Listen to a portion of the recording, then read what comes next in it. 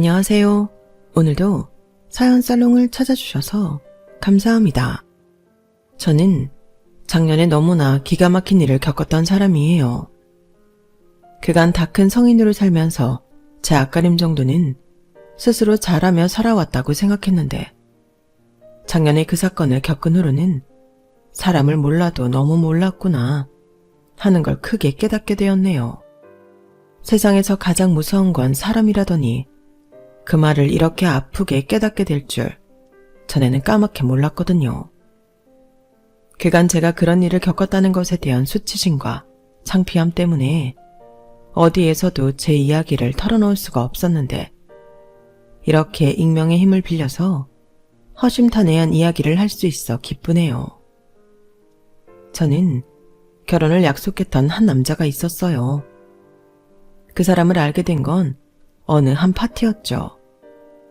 한 달이 건너서 아는 친구가 크게 가게를 하나 오픈했는데 개업 전에 주변 지인들을 초대해 파티를 한번 열었어요.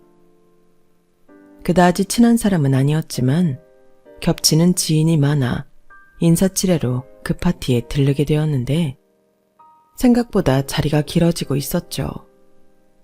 친구의 친구가 오픈한 가게는 캐주얼하게 한잔하기 좋은 펍이었는데 대부분 오랜만에 보는 사람들끼리 인사하는 분위기라 술을 많이 마시는 분위기가 아니었어요. 그런데도 불구하고 몇몇 경우 없는 사람들이 술에 취해 분위기를 흐리기 시작하더군요. 저는 그걸 보고 이만 자리를 떠야겠다고 생각했는데 계속 이 사람 저 사람과 애매하게 대화가 이어져서 타이밍을 잡기가 어려웠어요. 그런데 거기서 그 남자가 제게 먼저 다가온 것이었죠. 여기 너무 어수선하죠? 네? 아, 좀 그러네요.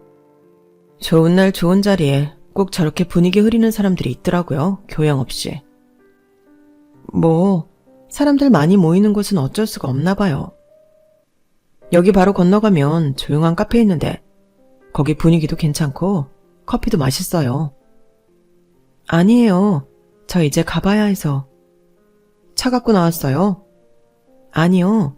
택시 타고 가려고요. 이 시간에 여기 택시 잘 안 잡혀요. 저도 여기서 좀 벗어나고 싶은데 친구들한테 핑계거리가 필요해서. 혹시 잠깐만 같이 카페에 있다가 택시 잡히면 그때 타고 가시는 건 어때요? 커피는 제가 사드릴게요. 당연히 저에게 대시하는 멘트인 것은 알았어요. 사실 제가 어디 나가면 그런 제안을 종종 받는 편이거든요. 물론 대부분은 거절하는 편이었지만요. 하지만 솔직히 그 남자는 첫인상부터 나쁘지 않았던 것이 사실이에요. 키도 크고 얼굴도 잘생겼었는데 무엇보다 인상이 너무 좋았거든요. 뭔가 모범생 같은 그런 선한 분위기가 있었어요. 게다가 저도 당장 그 자리를 피하고 싶었던 마음은 같았기에 일단은 같이 나가기로 했죠. 나가보니 대충 봐도 정말 빈 택시가 하나도 없더라고요. 그래서 그 남자 말대로 카페로 이동을 해서 핸드폰으로 택시를 잡아보기로 했습니다. 카페 안은 분위기가 적당히 조용하고 좋았고 또 커피 맛도 괜찮았어요. 커피를 마시며 한숨 돌리고 나니 긴장이 풀리게 되면서 자연스레 같이 앉은 그 남자랑 이런저런 이야기를 하게 되었죠.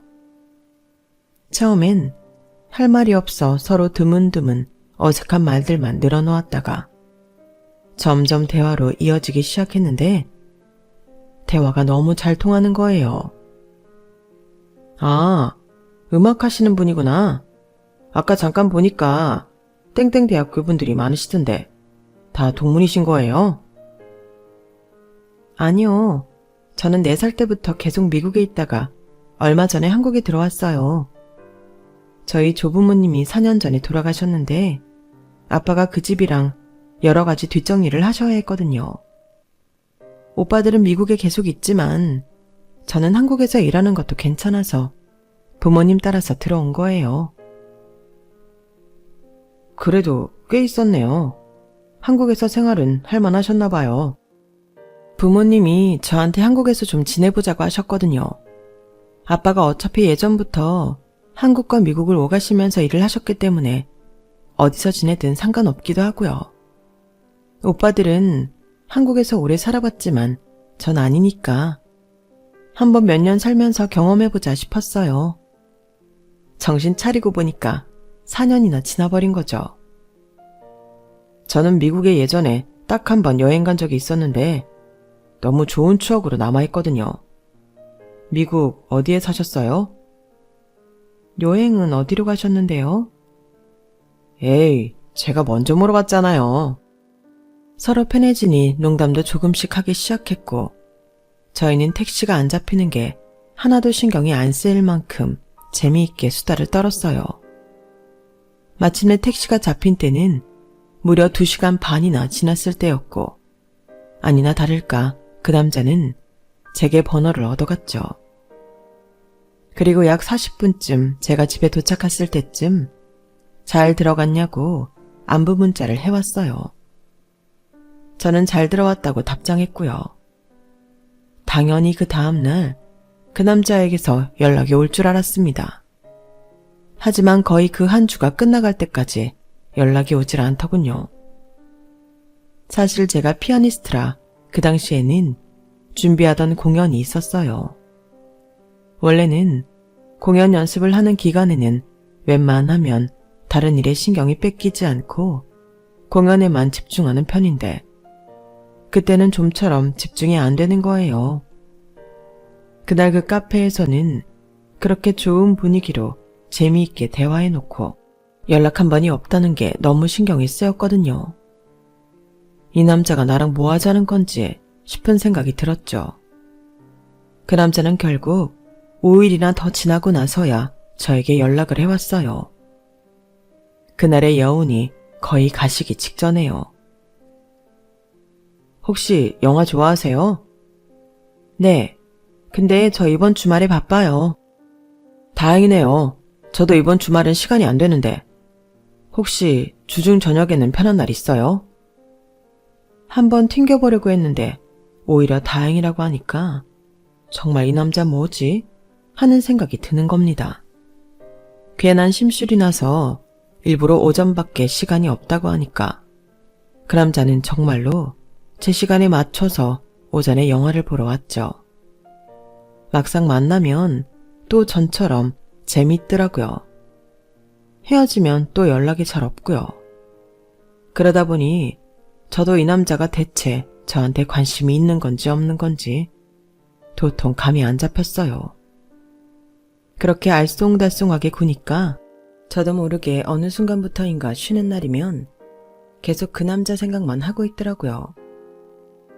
저희는 그 뒤로 3번 더 만남을 가졌었는데 그 남자는 자꾸만 가까워지려고 하면 선을 긋고 또 가까워지려고 하면 한 발짝 물러나길 반복했어요.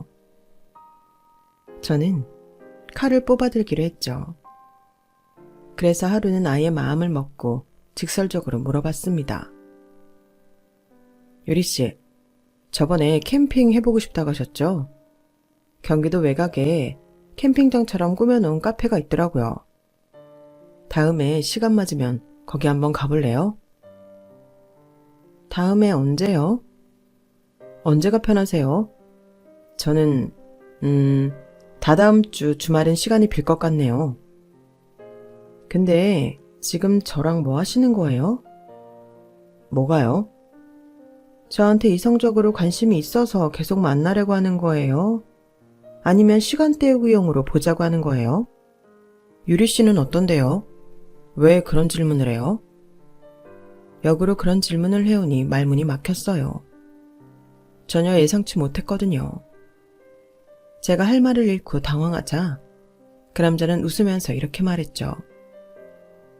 저는 유리 씨한테 이성적으로 관심 있는 거 맞아요. 아니면 제가 뭐하러 바쁜 시간 쪼개가지고 매번 데리러 오고 바래다 주면서 데이트를 하겠어요. 근데 아직 유리 씨는 절 이성적으로 보지 않는 것 같아서 저도 쉽사리 제 마음을 털어놓지 못한 거예요. 섣불리 대시하는 것보단 천천히 서로 알아가는 시간을 가지는 게 좋겠다 싶어서요. 얘기를 들어보니 그 남자 입장도 이해가 가긴 했어요. 저는 그간 절 가지고 장난치는 줄 알았다며 솔직한 마음을 털어놓았고, 그렇게 저희는 그날 서로에 대한 마음을 허심탄회하게 털어놓으며 깊은 대화를 가졌죠. 그리고 그렇게 저희는 그날부터 연인 사이로 발전하게 되었답니다. 그 남자는 제가 그전에 사귀었던 남자들이랑은 확실히 뭔가 달랐어요. 남편은 온라인으로 사업을 하는 사람이었는데 자신의 사업 노하우를 토대로 다른 초보 사업가를 가르쳐주는 강의도 하고 책도 쓰는 사람이었어요. 그러다 보니 말을 잘했는데 단어 하나 표현 하나도 섬세하고 배려가 넘쳤죠. 사실 저는 부모님이 경제적으로 여유가 있는 분들이라 한 번도 삶을 그렇게 열정적으로 살아본 적이 없었던 것 같은데 그 남자는 일에 대한 열정이 아주 대단한 사람이었어요. 연락을 할 때마다 컨설팅을 하는 중이거나 사업 업무 중이었고 그렇게 바쁜 와중에도 운동도 꾸준히 하더군요. 그런 모습이 저보다 훨씬 어른스럽게 느껴졌고 멋있게 느껴졌어요. 그래서 중간에 그 사람이 잠깐 힘든 일을 겪었을 때 돈도 흔쾌히 빌려줬죠. 약 2억 정도 되는 금액을 빌려줬는데 당연히 금방 갚을 거라 생각했기에 차용증도 쓰지 않고 줬어요. 2억이라는 돈이 물론 작은 돈은 아니었지만 사실 제 입장에서는 그렇게까지 엄청난 금액이 아니었기도 했고 그 남자는 그 이상으로 저에게 잘해줬기 때문에 당시엔 아깝다는 생각이 하나도 들지 않았습니다. 그 남자는 항상 기념일이 아니더라도 소소한 선물을 해주는 사람이었는데 절 만날 때면 제가 좋아하는 꽃을 항상 사다 주었어요. 요리도 잘해서 제가 피곤하거나 기분 상하는 일이 있던 날이면 바쁜 시간을 쪼개 절 만나러 와주었어요. 그리곤 제가 좋아하는 요리를 이것저것 해주곤 했죠. 제가 아팠던 날엔 저녁 늦게 와서는 밤을 꼬박 새우며 간호를 해주다 가기도 했고요. 그러다 보니 당연히 저는 그 남자와의 결혼을 생각하게 되었어요. 사귄 지 1년 만이었고 저희 부모님은 제가 선택한 남자라면 당연히 좋은 사람일 거라면서 결혼할 남자가 생겼다는 걸 축하해 주셨죠. 그 남자를 실제로 만나보고 나서는 더더욱 마음에 들어 하셨고요. 우리 유래한테 얘기 많이 들었네. 온라인 사업을 하고 있다고? 네. 그러다가 작년부터는 컨설팅 해주는 일도 시작했는데 그게 반응이 좋았습니다. 지금은 신청자가 많아져 아예 강의 형태로 운영을 하고 있고요. 빠르면 올해 말이나 늦어도 내년 상반기엔 공간 사업도 시작해볼 계획입니다. 그래. 단계적으로 사업을 잘 꾸리고 있구만. 우리 아들들도 해외에서 사업을 하고 있는데 자네 만나면 아주 할 얘기가 많겠어. 이 사람한테 얘기 들었습니다.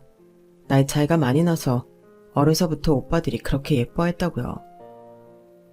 지희들끼리는 그렇게 치고받고 싸웠으면서 늦둥이 여동생이라고 얼마나 싸고 돌던지. 자네는 형제관계가 혹시 어떻게 되나? 아, 전 외동아들이었습니다. 아, 그래. 그러고 보니 자네 가족 이야기를 못 들은 것 같구만. 부모님은 어떤 일을 하시는 분들인가?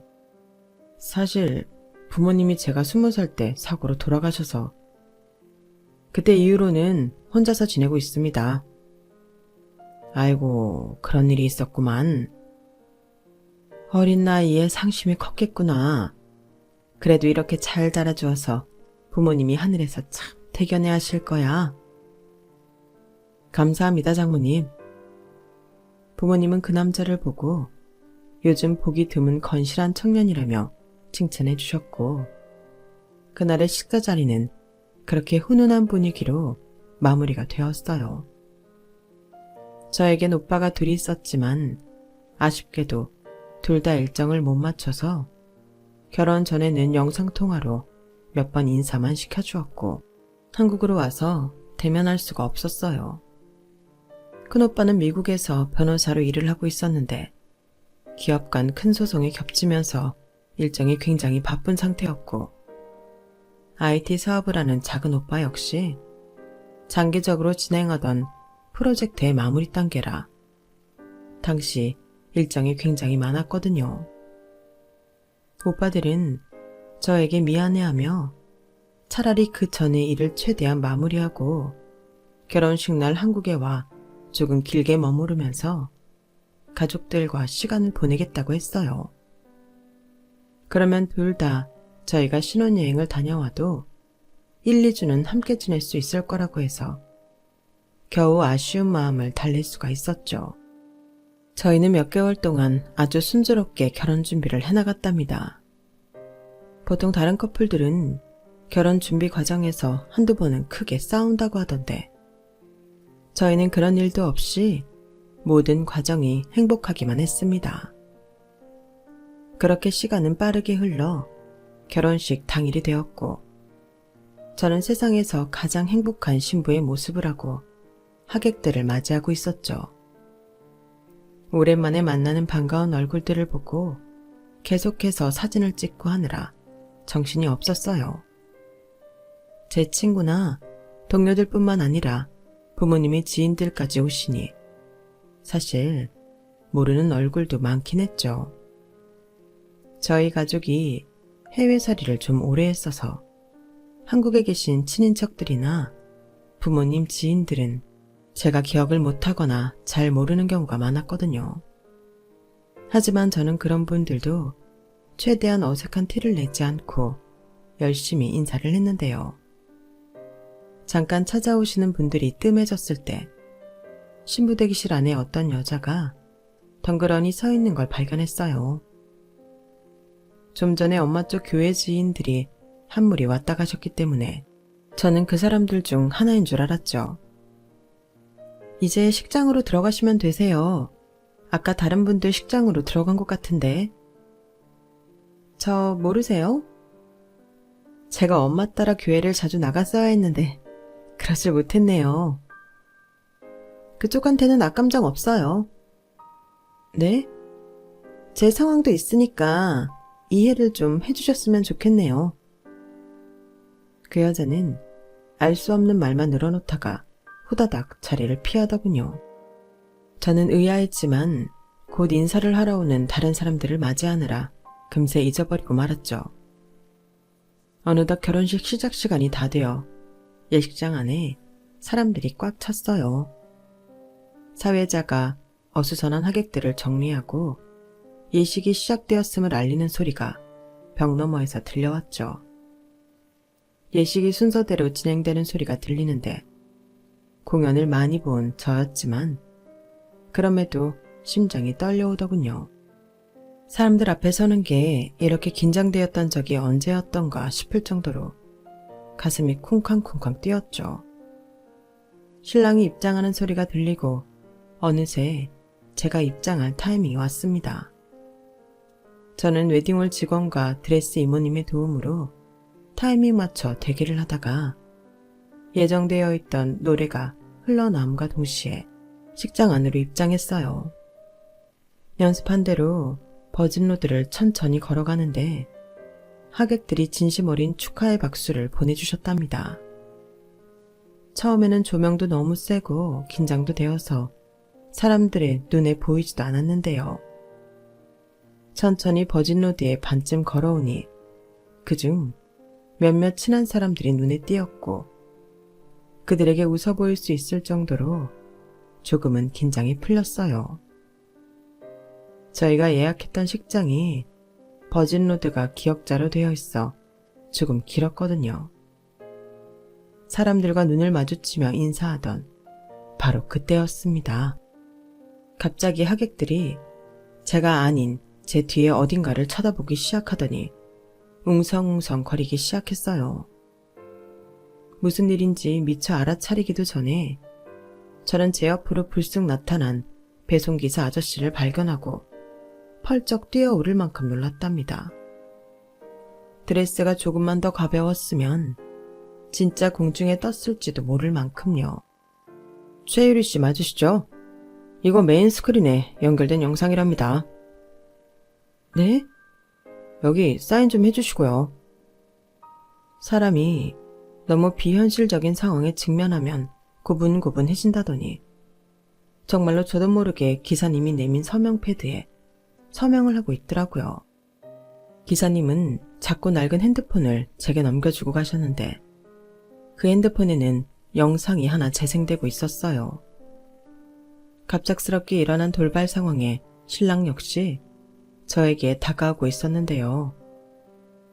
그런데 그 순간 예식장 메인 스크린에 제가 받은 핸드폰에서 재생되고 있던 영상이 띄워졌어요. 사람들이 이게 대체 무슨 일인지 파악하기도 전에 식장 전체에 신랑의 목소리가 울려 퍼지기 시작했죠. 이번에 공사 치고 있는 애가 돈이 진짜 많다니까.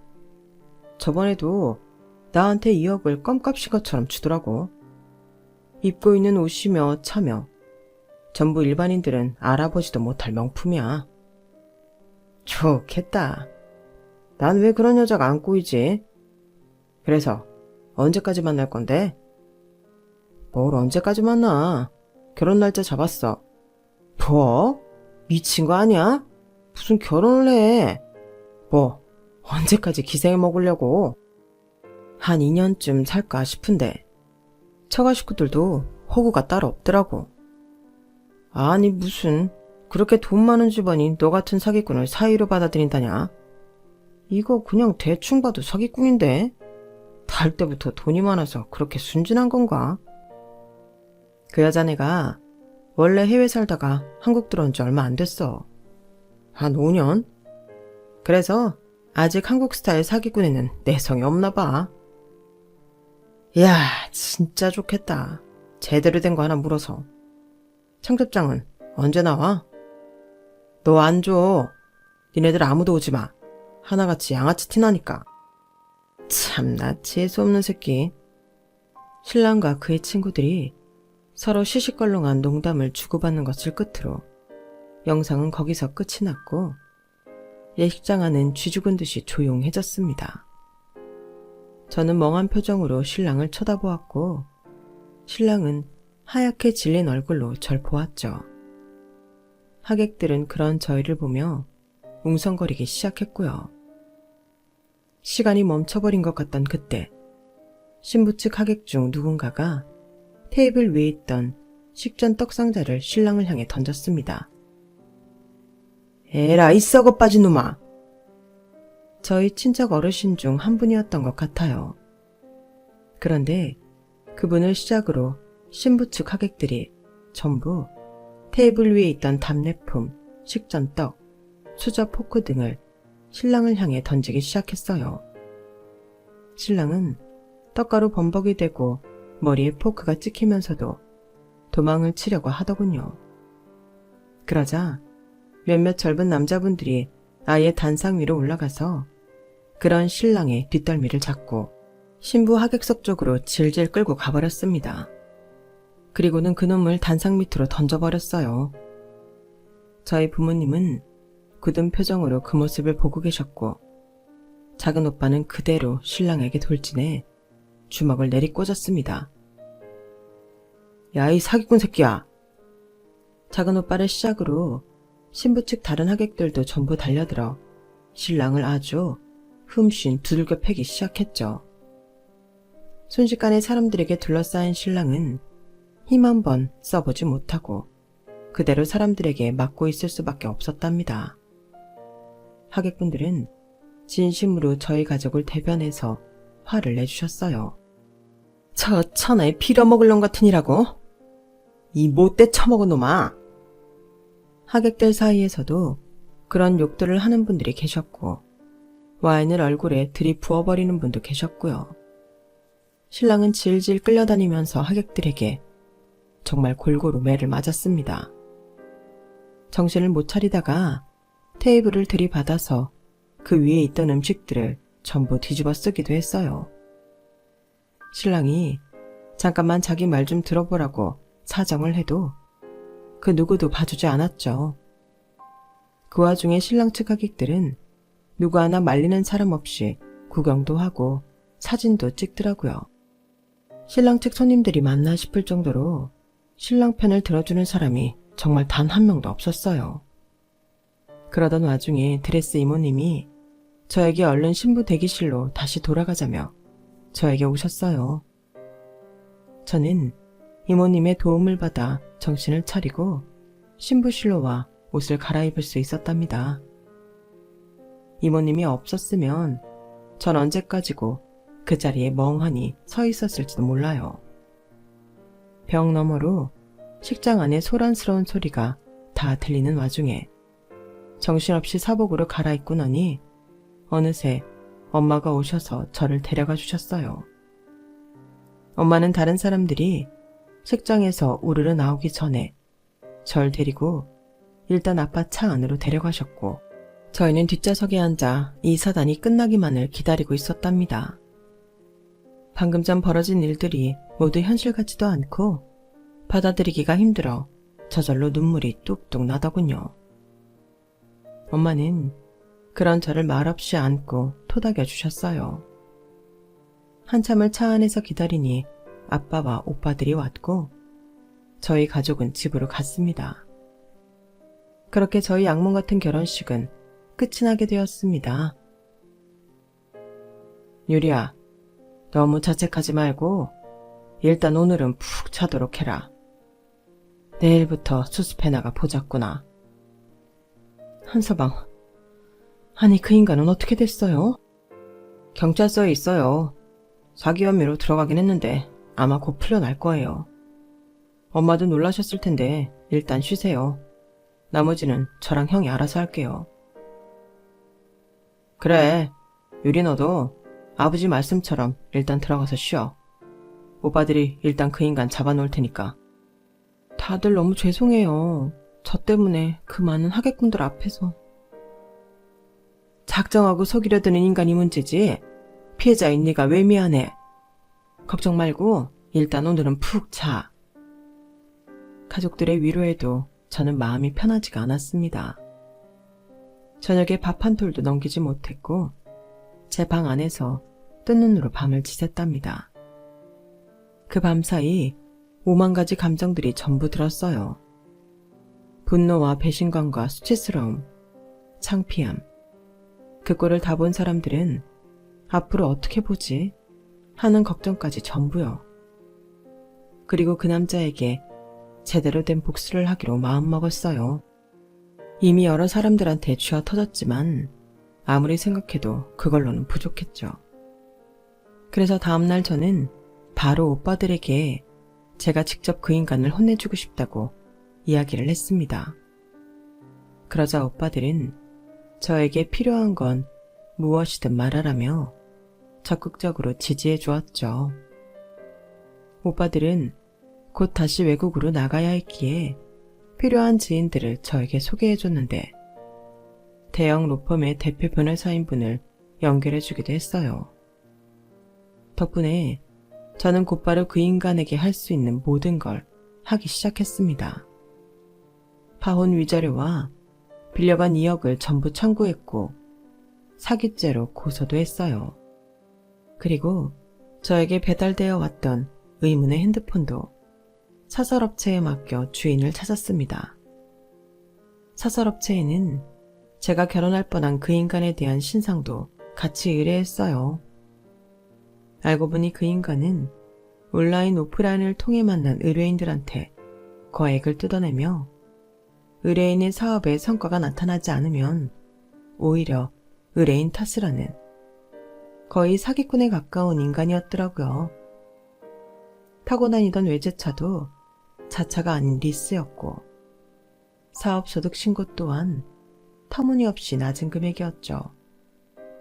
저는 추가로 탈세 신고까지 마친 다음 제게 핸드폰을 보낸 당사자를 찾으러 갔습니다. 이 모든 걸 해치우는데 단 이틀밖에 걸리지 않았어요. 그리고 사설 업체를 통해 그 여자에 대해 생각보다 많은 것을 알게 되기도 했죠. 그 여자는 대기업 고객센터에서 전화 상담을 하는 사람이었더군요. 저는 그 여자의 회사 앞으로 찾아가 마침 퇴근 중이던 그 여자를 잡아냈어요. 그 여자는 절 보더니 소스라치게 놀랐죠. 얘기 좀 하시죠. 여긴 어떻게 알고 왔어요? 이 핸드폰 예전 사용자가 당신이던데요. 데이터 복구해보니까 당신 사진도 엄청 많았어요. 그 인간이랑 찍은 사진도 많았고. 저는 잘못한 거 없어요. 근데 왜 겁을 먹어요? 처음엔 놀라서 경계하던 그 여자는 제가 공격적으로 나오지 않자 긴장을 살짝 풀고 절 따라왔어요. 저희는 근처 커피숍에 들어가 이야기를 시작했습니다. 그 여자의 스토리는 그닥 길지 않았어요. 반전도 없었고요. 걔랑 저는 10년을 만났던 사이예요. 고등학생 졸업하자마자 사귀다가 걔가 군대 가면서 헤어졌다가 또 사귀다 걔가 바람펴서 헤어지고 몇 번을 반복했는지 모르겠네요. 한 6번째로 헤어졌을 때였나? 그때는 한 7개월 정도 헤어졌던 것 같아요. 제일 긴 시간이었죠. 그 사이 저는 지금 직장에 정착을 했고 지금 살고 있는 전셋집도 마련했어요. 그러고 나니 그 새끼는 또 어떻게 알았는지 새 집으로 기어들어왔고요. 그때부터 둘이 같이 살게 되었죠. 동거를 했다는 말에 저는 기가 차서 헛웃음이 나왔어요. 사진 몇 장으로 두 사람이 연인이었다는 사실은 알 수 있었지만 그런 자세한 부분까지 알 수는 없었거든요. 동거를 거의 5년을 했는데 그 인간은 생활비 한 푼을 안 보태고 빌부터 살면서 집 필요할 때마다 돈까지 뜯어갔어요. 사실 우리가 20대 초반이었을 때는 제가 도움을 받았던 적이 많아서 처음엔 당연하게 생각하고 돈을 줬었죠. 그런데 20대 초반 애들이 쓰는 돈이랑 지금 우리 나이에 쓰는 돈은 금액 단위가 다르잖아요. 몇십 몇백이 되는 돈을 그냥 언젠간 갚겠다는 말로 뜯어가니까 마지막엔 한 2천만 원 받아갔던 것 같아요. 난 당신처럼 부자도 아니고 어디서 대출을 받을 만한 스펙도 아니라 뼈 빠지게 일만 하고 있었죠. 그런데 그 인간은 그 사이에 아주 제대로 바람이 나더군요. 당신이랑요. 그 여자는 직감적으로 이번엔 다르다는 걸 느낄 수가 있었대요. 그 전에도 바람을 핀 적이 몇 번 더 있었지만 저랑 사귈 때는 그렇게 가벼운 느낌이 아니었다고요. 그래서 주말마다 그 인간 뒤를 밟기 시작했다고 합니다. 그리고 절 본 거죠. 웨딩홀 예약을 마치고 그 남자랑 함께 팔짱 끼고 나오는 저를요. 그 모습을 보고 엄청난 충격을 받은 거예요. 자기 몰래 딴 여자를 만나는 수준이 아니라 몰래 결혼을 준비하고 있었던 거니까요. 충격과 배신감에 휩싸인 그 동거녀는 미행을 계속하며 그 남자가 친구들과 술집에서 수다 떠는 모습을 녹화했고 그걸로 어떻게든 결혼식을 망쳐야겠다고 마음먹은 거죠. 그래서 결혼식 당일날 자신을 신부 친구라고 서프라이즈 준비해주고 싶어서 왔다고 웨딩홀 직원을 속여서 그 영상을 메인 스크린에 연결한 것이었습니다. 가기 전에 신부 낯짝 좀 다시 보자는 심보로 신부 대기실에 들어갔는데 그쪽이 정말 아무것도 모르는 표정으로 있더라고요. 그래서 그때 갑자기 정신이 번쩍 들었어요.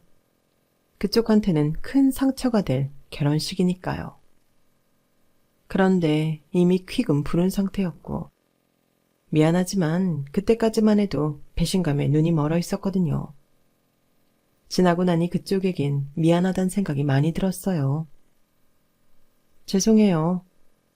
하지만 같은 피해자이자 여자로서 저 이해할 수 있죠? 그쪽은 돈도 많으시다면서요. 전 하루 벌어서 하루 살기도 빠듯한 사람이에요. 돈의 문제가 아니죠. 저랑 저희 가족 모두가 온 하객들 앞에서 그런 창피를 당했는데 그 피해는 생각 안 하세요? 전 지금이라도 당장 그쪽한테 고소장 날리고 싶은데. 그건 미안하다고 사과했잖아요. 정말 미안하면 앞으로 제가 시키는 대로 하세요.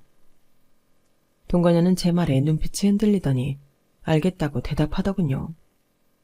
그리고 전 바로 그 다음 날부터 동거녀 대신 그 사기꾼에게 모든 배상 청구를 했습니다. 둘 사이가 이미 사실혼이었기 때문에 이혼하는 것과 똑같이 위자료를 청구할 수가 있었어요. 그러자 그 사기꾼은 득달같이 동거녀에게 전화를 해서 엄청나게 화를 냈어요. 전 그 여자가 제게 들려준 통화 내역을 듣고 그 남자의 추악한 면모를 또 한 번 확인할 수 있었죠. 야, 지금 뭐 하자는 거야? 지금 걸려있는 소송만 해도 몇 갠데 왜 너까지 지랄이냐고. 아니, 그때 결혼식에서 그 영상 그것도 네 짓이지? 생각해보니 네 짓이겠네. 현관 비밀번호 당장 말 안 해? 내가 비밀번호 바꾼다고 못 들어갈 것 같냐? 뭔 영상 말하는 거야? 네 친구가 얘기해주더라. 너 돈 많은 여자랑 결혼하려 들다가 망했다고. 그러게. 왜 대도 않는 주제넘는 짓을 하다가 셀프 무덤을 파냐? 그 얘기 듣고 내가 기가 차서. 하다 네가 나 몰래 결혼할 줄은 몰랐다. 네가 그동안 나한테 뜯어간 돈이 얼만데. 난 당연히 받을 거 받는 거야. 더 이상 집에 찾아오지도 연락도 하지 마. 너 내가 진짜 가만 안 둘 줄 알아? 너 어디야? 내가 당장 찾아갈 테니까 딱 기다려. 제가 예상했던 것처럼 그 사기꾼이 길게 날뛰자 동거녀는 제가 미리 일러두었던 주소로 그 짐승 같은 놈을 불러냈고 곧바로 저에게 연락을 했어요. 통화 내용까지 보내주면서요. 저는 바로 그 여자와 함께 그 주소로 향했습니다. 그곳은 경기도 외곽 지역의 한 폐건물이었는데요. 먼저 도착해 기다리니 잠시 후 그 인간이 차를 끌고 들어오더군요. 건물 안이 텅텅 비었다는 걸 모르고 그 남자가 안으로 들어선 순간 저랑 그 동거녀는 근처에 있던 큰 돌멩이를 하나씩 쥐고 그 인간이 끌고 온 외제차를 부수기 시작했어요. 근처에 나뒹굴던 못으로 타이어에 구멍도 내고 사이드 미러도 부수고 차 옆구리도 사정없이 긁어버렸죠. 잠시 후 건물에서 나온 남자는 자신의 차 상태를 보고 짐승처럼 울부짖으면서 차로 달려오더라고요. 어떤 놈이냐며 주변을 두리번거리고 소리를 지르더니 이내 무릎을 털썩 꿇고 주저앉아 우는 것 같았습니다. 다 큰 남자가 그렇게 울 수도 있다는 걸 그때 처음 봤네요. 완전히 무너져 내린 그 인간을 보고 나서 저는 동거녀와 함께 뒤쪽으로 빠져나와 차를 타고 그곳에서 나왔어요. 한참 도로 위를 달리고 있는데 동거녀에게 그 남자 전화가 오더군요. 동거녀가 전화를 받자 수화기 너머로 사기꾼의 울부짖는 소리가 그대로 들려왔습니다. 이거 네가 그랬어? 네 짓이야? 이게 얼마짜린 줄 알아? 아, 시끄러워. 뭐가? 네가 오라는 데 왔잖아. 이게 무슨 짓이냐고. 왜 자꾸 소리를 질러? 거길 진짜 갔어? 참나. 그냥 나도 너 한번 속여보고 싶어서 아무 주소나 보내준 걸 진짜로 가다니. 이게 어디서 누구한테 사기를 쳐. 네가 여기 왔다 갔잖아. 내 차 이거 어떡할 거냐고. 증거 있어? 어디서 뭔 짓을 당했는지 모르겠는데 네가 그동안 얼마나 죄를 많이 짓고 살았으면 나 말고도 너한테 해코지 하는 사람 있겠냐? 애만 사람 잡지 말고 소송이나 준비 잘해. 법정에서 보자. 동거녀는 알아서 잘 둘러대며 전화를 끊어버렸죠. 저는 대충 아무 지하철역에 동거녀를 내려주고 집으로 왔습니다. 차에서 내리기 전에 동거녀가 자꾸 그 사기꾼이 전화하고 욕을 한다며 그건 어떻게 하냐고 물어보더군요. 알아서 하세요. 그것까지 제가 해줘야 돼요?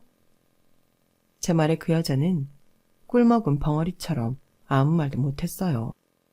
사실 제 입장에서는 그 여자도 싫은 건 똑같았거든요.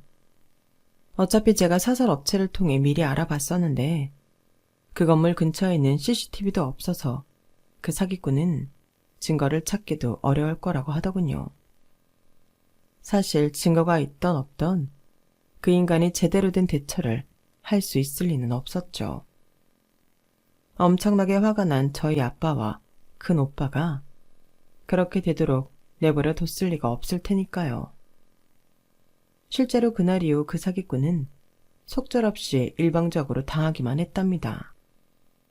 저한테 억대의 위자료를 물어줘야 했으면 물론이고 동거녀에게까지 수천만 원의 위자료를 물어야만 했거든요.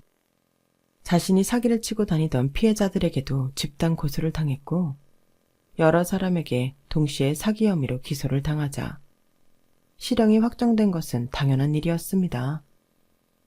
꼼짝없이 감방에 들어가게 된 것이죠. 자기를 변호해줄 변호사 한 명 구하지 못하고 이리저리 여러 소송 일정에 끌려다니던 그 사기꾼은 밥도 제대로 못 먹고 잠도 제대로 못 잔 것 같더군요. 그 인간의 마지막 일정은 동거녀와의 재판이었는데 그날 저도 그 자리에 같이 갔었거든요. 덥수룩한 머리에 면도도 못하고 살은 엄청나게 빠진 모습을 보니 꼴 좋다 싶었죠.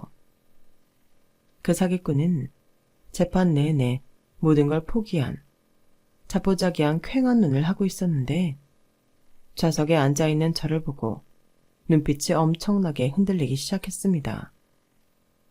그러곤 짧은 재판이 끝나자마자 울기 시작하더군요.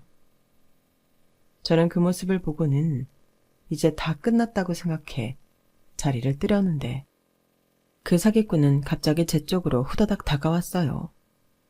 물론 경찰관에게 붙잡힌 상태로요. 유리야, 제발 이제 그만해. 내가 죽을 죄를 지었어.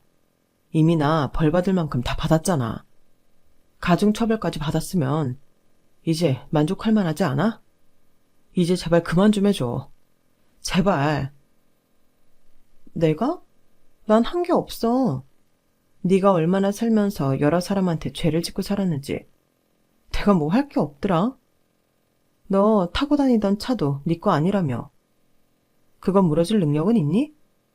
그날 니네 쪽 하객들도 전부 알바 썼더라. 그 사람들한테도 아직 돈 다 안 줬지? 제발 나 좀 살려줘. 내가 그걸 이 상황에서 어떻게 다 변상하냐고. 이만하면 됐잖아. 그건 그 사람들한테 얘기하고 난 너 이렇게 망가지고 빌빌거리는 거 구경 다 했으니 됐어.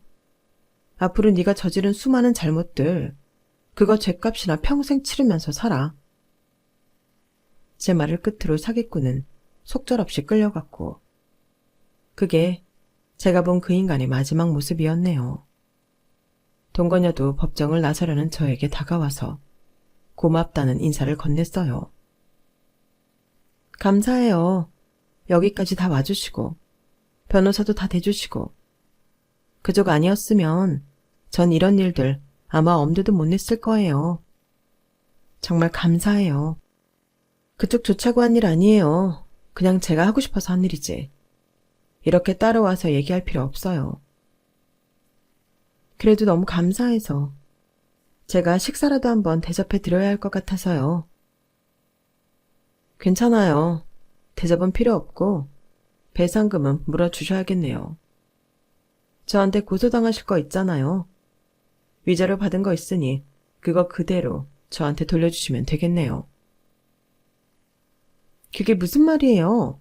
시키는 대로 다 했잖아요. 그렇다고 제가 결혼식장 안에서 입은 피해가 사라지진 않죠. 그건... 앞으로는 이렇게 사적으로 얼굴 마주하는 일 없었으면 하네요. 우리가 서로 얼굴 봐봤자 안 좋은 기억만 떠오르지 좋을 게 뭐가 있겠어요. 소송 준비해볼 테면 잘해보시고요. 그리고 그 말을 끝으로 저는 그 자리를 빠져나와 버렸습니다. 그 여자는 아마 애초부터 상대도 안 될 거라고 생각했는지 반격할 생각도 안 하고 저희 변호사님을 통해 울면서 싹싹 빌었다 그러더군요. 그렇지만 저는 고소를 취해야 할 생각이 없었습니다. 결국 그 여자도 자기 죗값은 칠 수밖에 없었죠. 저 혼자만의 일이라면 봐주고 넘어갈 수도 있었지만 저희 가족들이 그날 온 하객들과 지인들에게 못 보일 거를 보여 마음고생한 것만 생각하면 결코 그냥 넘어갈 수가 없었거든요. 모든 일이 다 끝난 이후 저는 그 사람들을 두 번 다시 보지 않았어요. 지난 몇 개월 동안, 거의 1년에 가까운 기간 동안 저는 하객들에게 일일이 사과를 드리고 이 사건이 사람들에게서 최대한 잊혀지기만을 기다리면서 살았네요. 그 사기꾼에게 참교육을 시켜주고 그 피폐해진 말로를 본 건 아주 약간의 분풀이만 되었을 뿐 제가 입은 정신적인 피해는 그 무엇으로도 회복되지가 않았죠. 원래도 외부 일정을 그다지 좋아하지 않는 저였지만 지난 1년 동안은 정말 사람을 극도로 안 만났던 기간이었답니다. 얼마 전 그동안 미리 잡혀 있었던 공연 일정을 모두 마친 뒤에는 더더욱 집에만 있는 기간을 가졌어요. 한 2달쯤 정말 집에만 있다 보니 이제 마음이 어느 정도 다 정리가 된 것 같아요. 저는 한국에 좀 더 살아보고 싶었는데 그냥 포기하고 미국으로 가기로 결정을 내렸어요. 시간이 많이 지난 뒤 다시 한국으로 여행을 올 수는 있겠지만 그 전에 굳이 다시 돌아올 이유는 없을 것 같네요. 우연히 이렇게 제 이야기를 보낼 수 있는 곳을 알게 되어 다행입니다. 익명으로 이렇게 제 이야기를 털어놓고 나니 기분이 더 후련해지는 것 같아요. 여러분들은 저처럼 남자 잘못 만나서 고생하지 마시고 좋은 남자를, 좋은 인연들을 만나게 되시길 바랍니다. 여러분, 사연 댓글에 응원과 현명한 조언 부탁드려요. 좋아요와 구독은 저에게 큰 힘이 됩니다. 오늘도 좋은 일 가득하세요.